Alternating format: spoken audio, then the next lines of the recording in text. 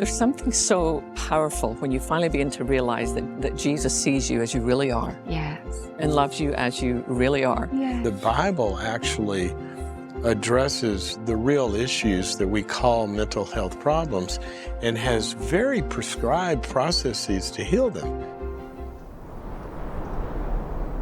Connection is our biggest weapon that we have against, it's the first thing that we need to look at when there's any kind of mental illness, because there's a breakdown in connection somewhere with ourselves or others or God. And if you think about that, that's what the connection begins to do, is that's the first step in restoring the system. And the way that I think about diagnostics, a lot of people will, okay, you're depressed, we'll treat the depression or the anxiety or the fear. That's good. We need to pay attention to and treat symptoms, but those are symptoms. The Bible paints a picture, and I think good psychology understands that symptom is coming from somewhere, okay? And the Bible's view of this is, you got the tree, but the tree has the fruits. And it always talks about these fruits, but Jesus said we got to pay attention to the tree, or the structure, the foundation of who we are as people. I love the passage where he said, he talked about if you build your house upon the rock, then the winds are stressors. The winds can come, the rains can come, and you'll be left standing. But if it's built on sand, the winds and stressors and finances and all this will come, and, you get washed away. And what the church does a lot of times, not all the church, but many times Christians will hear when they're struggling, well, you need to build your house on the rock, and that's Jesus. And you need to stand on the rock, and that's kind of the answer. Well, read the passage. That's not what he said. What he said was, the one who hears my words, my teachings, and puts them into practice, they will be like the house that's built on the rock. And when we look at I think of, if you could do the 80-20 rule, and it's probably more than that, so much of what we talk about as mental health struggles basically comes from 4 buckets, other than the biological. The first one is, the first thing we do in life is we're born and we learn to be connected. You got to develop a secure attachment, and people that are connected do well. Connections get broken, we suffer. You build a house, that's the foundation. But the second thing you do is you frame the house. And so that's where we learn the structure of life, and learning to have boundaries, and learning to say, this is me and that's not me, and the truths that I live by. And life's got to have a structure to it. Our personalities do. And if we don't have boundaries, we're chaotic and we struggle. And once you frame the house, then you got to live in it. What does it feel like to live in there? Well, it's got to be comfortable enough to live in there. And we got 2 systems that God put in the house of a person, the HVAC and the plumbing. The HVAC, you've got to be able to, when you get amped up, thermostats that read, I'm getting, and be able to calm down. Mm-hmm. And when you go to low, you got to be able to heat it back up. And then also when you live in that house, if you don't have some way to flush out the bad stuff, it's going to start to stink in there, right? So we got to be able to and God gave us he gave us grief. There's a reason your tear ducts are in your eyes, because your pain's supposed to be seen. You could have put them under your arm and you could spray some anti-tear stuff. Nobody know you're sad. But we got to deal with the, that happens in life and get it flushed out through forgiveness and grief, basically. We let go of the past and we work through it. And then fourthly, you got to live in that house, and we don't give houses to children.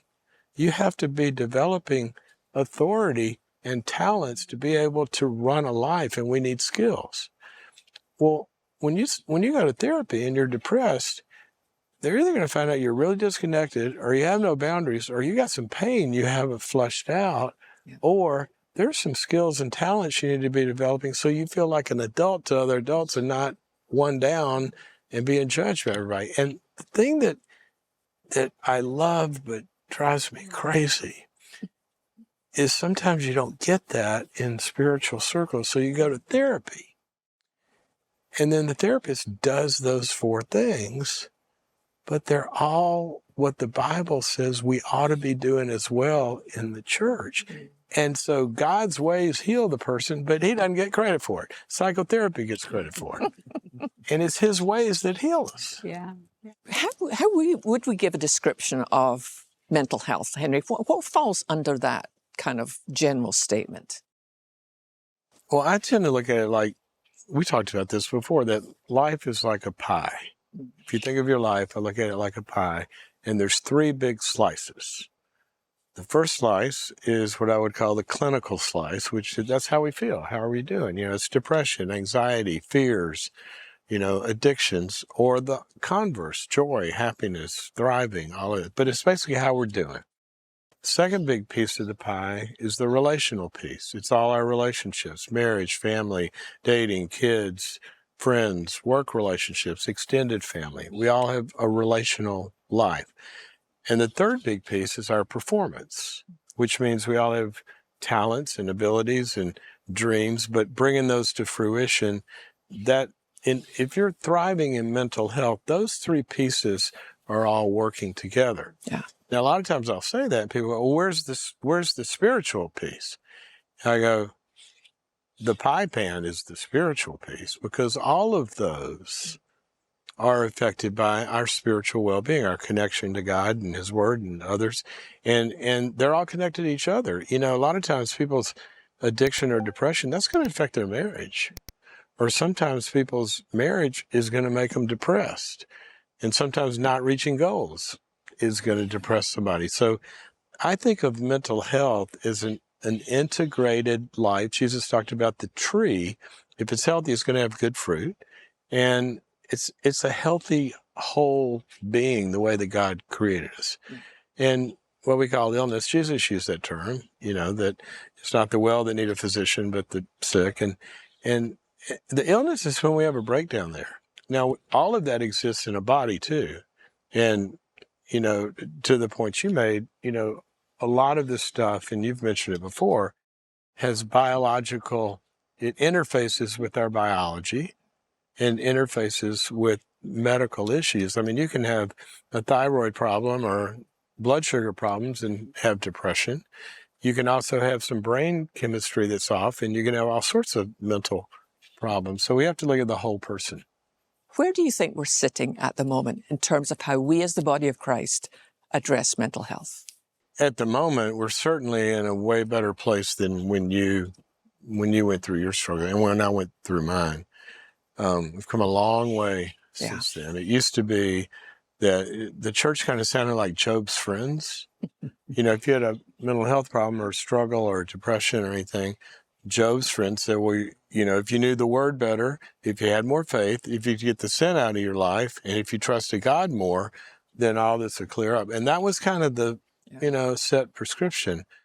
Well, at the end of that story, God spanks them and gives Job all the cows. So he said, you didn't speak the truth about me. And I think that the church has come to realize that the Bible actually addresses the real issues that we call mental health problems and has very prescribed processes to heal them, which is actually what good treatment does, the same thing that the scriptures say do. So I think we've come a long way. At the same time, I don't think we're there. Research shows that people of a vibrant faith in a lot of measures do a lot better than people without. But in the church, a lot of people are almost too broken to get into vibrancy, and other people don't know that it's okay. And we have a lot of really hurting people in the culture. 40% now meet the criteria for depression, anxiety, or addictions. And the church sometimes looks a lot like that, but there are pockets of thriving. Yeah. I discovered pre-hospital that it's possible to be very well known and desperately lonely. Yes. That's how I lived. I was very well known through television, but desperately lonely because I didn't want to let anyone in. And discovering that it's okay not to be okay. But give me an example. I'm in a coffee shop before church, and the couple in front of me are arguing. I mean, they are mad with each other, and I'm just kind of, waiting. And she's calling him things that are not in the New Testament. They may have been in the Old, but they didn't make it into the New Covenant. And I get my coffee and I get to church. And they're in front of me going into church. And the guy at the door, who's this darling, sweet man who greets everybody, said, how are you guys doing today? And they're like, oh, we're just praising Jesus. And there was something in me that thought, Lord, this is ridiculous. This is not why you died. No. This is not why you came and why you died. Why is it that we find it so hard? And you said it's because it makes us vulnerable. But to be honest, there's such freedom in telling the truth. Yeah. Right. Well, you're a Greek scholar. You know what the word hypocrite means in the New Testament? It means actor. Yeah, wearing a mask. You would go to the theater. Yeah. Let's go watch the hypocrites tonight. They're having a play. And that's what happens a lot of times. Yeah. And one of the things that I want to pick up on what you said about two things, connection and safety. Okay, our system gets triggered. It gets wired. It gets amped. Maybe stuff we're carrying around, maybe stuff that's triggered, maybe something that happens today. So the central nervous system, everything is now, we're in stress mode internally, right? That creates a lot of problems. What reduces that, what does a kid do when they're hurt? They run to mom. Mm-hmm. You know, that's what we're designed to run to connection. Pain should be a signal to run to connection, but oftentimes it's not safe. But here's the big problem.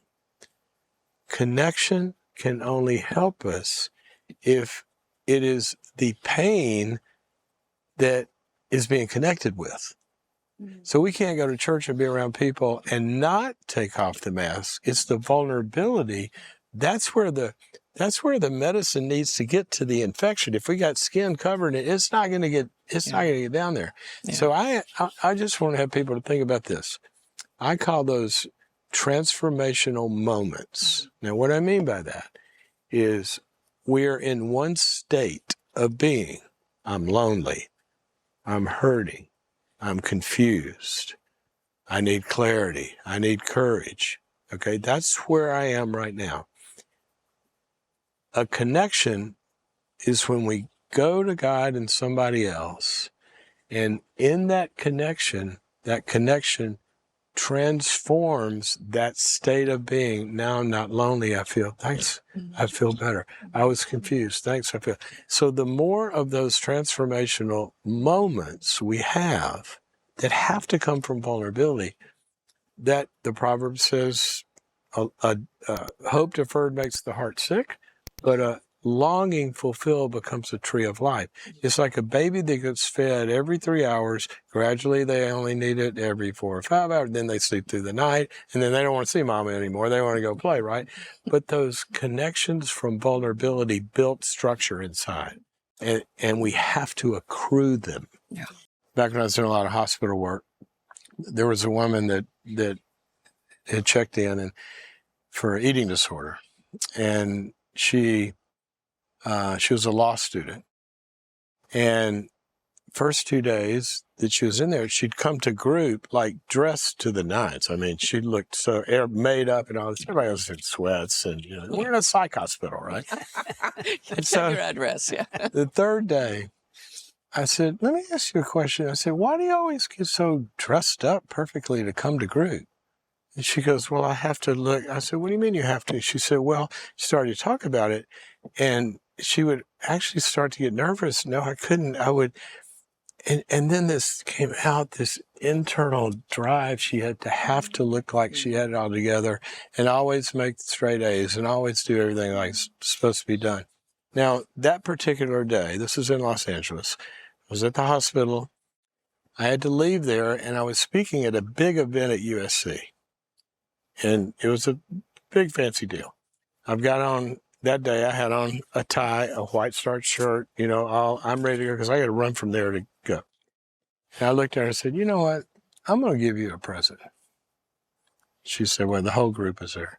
And I had a big mug of coffee. And I told her, I got to go speak at a formal event to all the big donors and all of this. And I want you to I don't have time to go change. I want you to think about what I'm going to look like when I go on stage. And I took the coffee and I poured it over my head and down my shirt. And her eyes got this big. I said, every time you think you have to be perfect, I want you to remember how stupid I look right now. Okay, 20 years later, I'm at Celebrate Recovery conference. This woman walks up to the book table and she says, "Do you remember me?" I said, "No, you look kind of fit." She said, "I'm the coffee girl." I said, "What?" She said, "Remember?" And then I went, "Oh my gosh." And I recognized her. I said, "Is you?" She said, "That day, that picture started a process of I don't have to have it all together anymore." And she said, that's what started to break my food problem. Wow. And now she leads recovery groups, and that's why she was there. That is beautiful. But the pressure to have to look like we got it all, it's a sickness. There's something so powerful when you finally begin to realize that Jesus sees you as you really are. Yes. And loves you as you really are. Yes. When I was in the hospital, in the third week, the other patients made me the entertainment secretary, which I now have on my resume.